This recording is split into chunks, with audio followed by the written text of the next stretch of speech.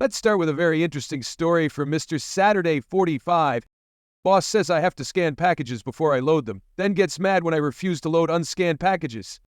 Hello everyone, nice to meet you. I'm very new to writing on this subreddit, so I hope I'm doing this right. I didn't even realize this was malicious compliance until recently. Note, I will of course be changing names for privacy's sake. First things first, a little backstory. I work as a package handler for a large hub facility of a well-known shipping company, spending my days loading residential delivery trucks. The packages come with special barcodes on the side, as well as small spot labels that allow someone to see the address and which truck they go on. We used to have small scanners that would scan the barcodes in order to ensure we didn't put the packages on the wrong trucks or get a package that didn't belong, as sometimes the labels could be lost or a package could get the wrong spot label. The trucks were even fitted with small door-side sensors, so if you scan a package and try to walk into a truck where it doesn't belong, the scanner would start to whine. Now let's move on to our main antagonist in this story, Alan, my former supervisor. Alan is a short, skinny guy with a thin mustache and is a micromanager of the highest degree. He always walked up and down the trucks to watch us work, always watched us from a distance or close by with his arms crossed to get us to work faster, always constantly told us to grab all of our packages as they came to us, despite the fact they go around on a moving conveyor belt that literally loops them back if we miss them, always told us to load up our larger packages as soon as we get them, even though it makes it harder to move through the trucks and place other packages on the shelves, and had a tendency to hop into a worker's trucks to move packages around the right way, his way. I can go on and on about Alan, but today I'm here to vent about just one of these events, or we would be here all day. So anyways, Alan had me and all the other packages handlers of our area in a group texting chat in order to tell us our start times for our next shift, as well as compare our work speeds to each other via our scanning count. I assume to make us feel bad and work harder. But we don't really care. Around that time, the number of packages we miss loaded onto our trucks, as we call it, had increased, and ever since, Alan had been adding to his group messages that we need to scan every package and make sure we are aiming for 0 misloads. Annoying, but nothing too serious. At least, I thought. On to the actual story portion. So one day, I'm working on belt as usual, and my scanner suddenly decided to screw up on me, as they tend to do if smacked or if the battery comes loose.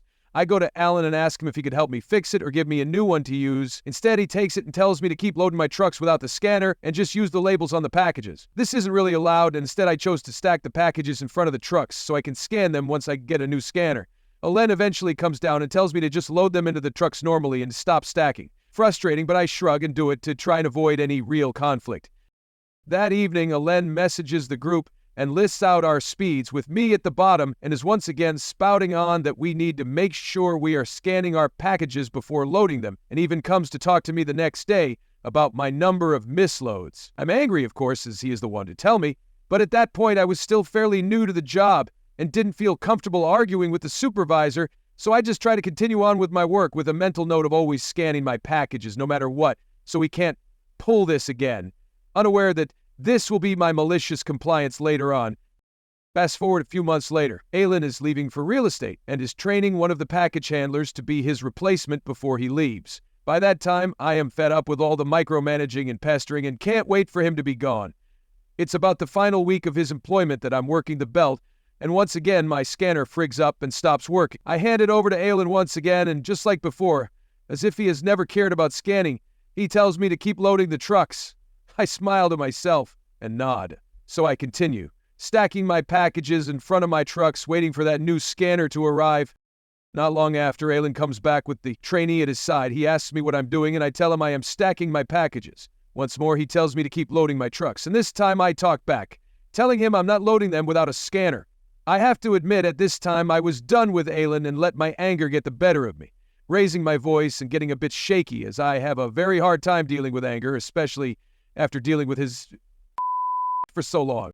The trainee tries to settle the situation and tell me to just keep stacking and they'll get a scanner right away, but is interrupted by Alan telling me once again to load my trucks, this time louder. I flatly respond, no. And thus it goes back and forth like this for nearly half a minute before I eventually tell him to get it to me in writing, because I'm not getting fired over this. Remember, we are not supposed to load a package without scanning it, and can indeed get in trouble if they can prove we assist it intentionally. This seems to get him even madder, and he eventually tries to pull the head supervisor card. He asked me if I would like him to go get the head supervisor to try and intimidate me, I guess. I wasn't able to chuckle in my anger and just told him to go ahead and get him. He and the trainee walk off with him storming down the belt. A few minutes later, the trainee comes back with a scanner in hand, apologizing and telling me to just get back to work. I didn't see Alan for the rest of the day, and if memory serves, the rest of his final week as well. Sorry if it's not as explosive as some of the other posts, but this was just my first real malicious compliance, and I hope you enjoyed the read all the same. And to any supervisors reading this, please just let us do our freaking jobs. Don't hurt the hand that feeds you. Absolutely perfect malicious compliance. By following Alan's exact orders to the letter, OP exposed his hypocrisy, protected himself from blame, and shut down his micromanagement with pure logic. Calm, bold defiance paired with policy makes for a satisfying win. The next story from TLDR, boss takes credit for my monthly report. She looks like a fool when she cannot answer questions. Boss asks me to log all my work. I log wasted time logging my log. I switch departments and she suddenly is forced to find a new job. Hopefully I do a good job considering my TLDR is 3 sentences long. I'm working for a pretty big company, lots of departments, lots of we are the best talk, and we really are. Core values are followed pretty well and major issues get dealt with quite well. Apart from my boss, who we can call Gail. She's a micromanager to say the least, and a workaholic who expected you to do a lot, but never outside of your normal shift since she thought OT was the devil for us hourly workers. The first MC was Gail, tasking me with this monthly report to hand up the chain to Mandy, who was a pretty big deal. The report was intensive and very in-depth, so it took a lot of unpaid OT to learn and get it down. Gail did not appreciate it and questioned what I was doing as to why it was taking so long. More on this later. As learning something out of my scope was not too appropriate, myself and Mandy got to know each other well and developed a great working relationship, which certainly benefited me as much as it could. We were generations and countries apart, no romantics. Gail found out Mandy was asking me questions about my sites and for some reason didn't take too kindly, and informed me that any and all communication from myself to Mandy must go through her, Gail, including this report. Thankfully, Gail has a company-wide reputation for being a bit cray-cray, so I could hear Mandy roll her eyes on the phone the first time Gail sent her the report rather than I. I had told Mandy that Gail knew very little about this report, especially the most important part, and 2 specific questions would likely have her forward those questions to me to answer. So of course those 2 very specific questions were brought, but not by email, but rather on a big call of bigwigs, just as I happened to step out of the office and was unable to field quick questions from Gail over the computer, and the feedback was nothing but a roasting for Gail, as she had of course said the report was hers initially, and thus the report was taken away from Gail and I altogether. This upset Gail, so she hammered back why I didn't do other work while I was learning this report. 6+ months had passed, and I had it down to an absolute science that took no time updating, and asked me to begin logging everything I do every day. Due to other factors in this job, HR was already looped in on everything that was going on between Gail and I, so this was as well. As you can already guess, the long story short is this log was filled out to the minute, after every task, phone call, or anything I did, including time for filling out the log. The amount of detail I put in for this log, Gail wanted as much detail as possible, allowed for me to actually spend 2-3 minutes filling out this log for even the smallest task of a passerby of my office door asking me a quick yes/no question. I loved it. This unfortunately didn't allow me to complete all my normal tasks daily, and by the end of the first week, I had quite the pile of additional work. Gail, I, and HR got on a call to discuss all this after the week, and HR obviously sided with me and told Gail to either push work off me to someone else or get rid of this log that showed I was skipping breaks. Good thing I wrote the log. These weekly calls also got me a separate payment for an estimated but realistic amount of unpaid OT due to the first paragraph, and another project, good guy HR. Despite HR making my life a lot easier, Gail did not, so I made the decision to switch departments entirely. 0 carryover. Within 2 months of my switch, the entire department was functionalized, with a few other departments due to creating a better balance of work to employee, changing the job scope of all my former colleagues entirely, and coincidentally, rendering Gail's job useless. She was pushed to a special projects, well, for a year, where special projects then magically ended, and she was let go. My new manager likes to send emails out to those under him who were promoted. She was able to see 2 of those with my name on it, the second just days before her final one. You should fire us. This was brilliant malicious compliance, strategic, meticulous, and karmically satisfying. OP followed her boss's absurd demands too well, exposed inefficiencies she created, and let her dig her own grave. Opie didn't need revenge. Opie's log and silence were enough to bury her career. The next story from Wildcat. My family runs a small trucking company. Depending on where you are in the world, you might call us a P&D company, a final mile company, a white glove company. Basically, we handle the kind of stuff that you might buy to have delivered to your home or business that's too big for someone like UPS to deliver, but not big enough for a tractor trailer to haul, and or stuff that actually needs to be brought into the home and set up, like furniture, appliances. It's a lot of what we've hauled over the years is stuff going to small stores that can't take delivery by large truck, construction sites where large trucks can't get in and out, neighborhoods and apartment complexes. We don't work for the people buying the stuff, we work for the people selling or shipping it. But as we tend to see the same business owners a lot, we've developed great relationships with them over the years. We don't get rich, but we've been pretty comfortable over the years. Our one major stressor has been a long-time shipper who has, or rather had, become increasingly demanding as time went on.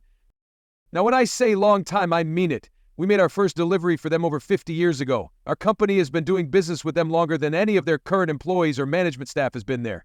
There was one point not too long ago where the retired guy who came in a few hours a day to sweep our warehouse because he was bored sitting home literally knew more about this shipper's systems than their senior field rep who was supposed to be supervising our operation. We have been a small but vital part of their network for so long that almost no one there really realized how much we did for them. We've seen field reps come and go. Some have been great, some have been a little challenging, but most have, once they realized what was going on, largely left us alone to do our jobs. One even called when he took over our area to ask who we were, because his predecessor had no notes on us at all because they'd never had to visit. We've just been mostly quietly plugging along, taking care of their customers, in some cases for generations. Well, the latest rep was a genuinely unpleasant person. He was arrogant, abrasive, casually insulted our employees. Honestly, it's not worth getting into the minutiae here. He wasn't someone we wanted to work with. But I'm able to put on a happy face and get along with about anyone when needs must. So, onward we strode. As I said earlier, the shipper had been getting more and more demanding as time went on. Systems had been getting harder to navigate, inventory had been getting harder to track, phone trees had grown into banyan nightmares. More and more layers of bureaucracy had been added, and with every change, they'd grown less agile, slower, more difficult to deal with. One day, the field rep called because he didn't like how we'd answered an email. Not that we hadn't answered it, just that he didn't like the manner in which it had been answered. After decades of dealing with this shipper, being micromanaged to that level was not something that we were interested in. The manager here, who was dealing directly with him, tried to defuse the situation, but it kept getting worse until the field rep said, "If you aren't happy with the way things are going, maybe you should just quit." Okay then. We started running the numbers, looked at all our other business, decided that we could indeed go on without them, and then I called the field rep to have a frank conversation with him. And then I wrote a short, polite, direct letter to our customer of over 50 years, telling them that we were firing them. We didn't just pull the plug. We gave them a full 60 days notice, so they'd have time to get something worked out. And they didn't. We've always been here for them. They've never had to worry about it. They had someone they thought was going to be a replacement, but, well, as of today, most of their customers in this area haven't had deliveries in a week, some longer than that. Many don't know when they'll get their next shipment. That field rep might still have a job when all is said and done, but it's not our problem anymore. Our phone keeps ringing, people looking for their freight from that shipper. Sorry, you'll have to call them.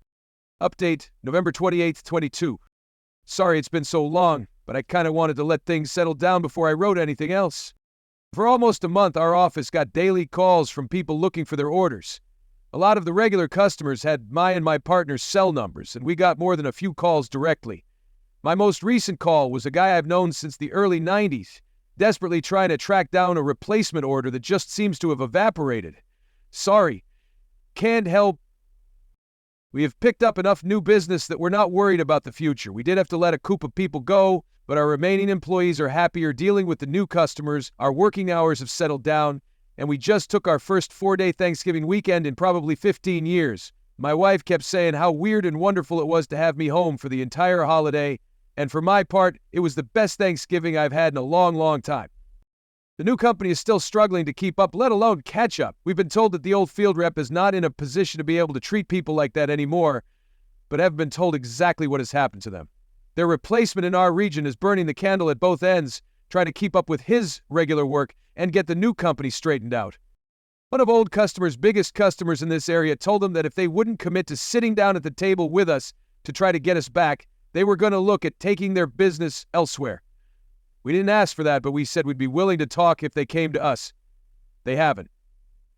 The new field rep said he passed on our willingness to talk, but that Hire wanted to stay the new course for now, their call, and I'm honestly not upset about it.